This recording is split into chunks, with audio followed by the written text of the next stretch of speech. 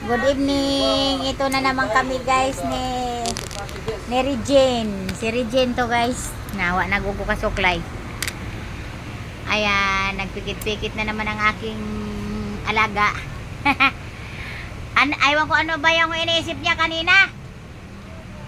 Basta pag nagseryoso siyang mag-isip, ayan, nauwi na naman sa nagpikit-pikit na naman siya. Yan, ganyan. Ayan, ito na naman si Lola. Hindi na naman ako matulog niyan. Dito na naman ako sa sa sopa. Magwardya-gwardya lang muna sa kanya. Ayan, dito tayo.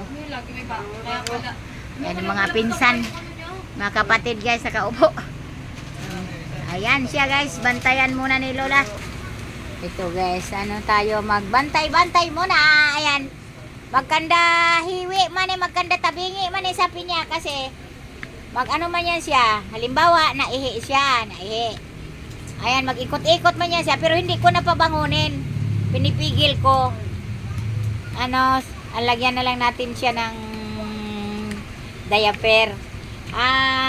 Pag naramdaman kasi niyang naihi kasi kahit may na siya, babangon talaga siya. Kaya pinipigil ko para kaya magkandagiba yung sapin. Maganda giba ang sapin guys. Ayan guys. Pero nakainom na siya ng gamot. Pinainom ko na siya ng kanyang medicine. Yan. Kaya tingnan nyo na itong eyebag ni Lola guys. Kasabitan na to ng pwede nang sumabit yung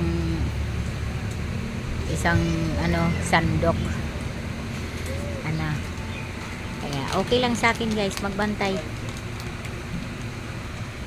Andun to sa baba kanina ayaw ko, nagwalis na naman siguro to doon sa mga sulok.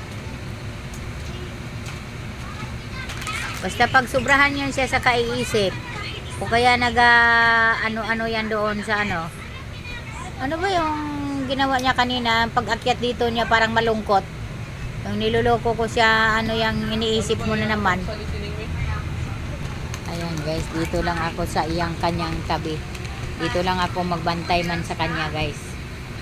Itinaas ko lang yung damit niya.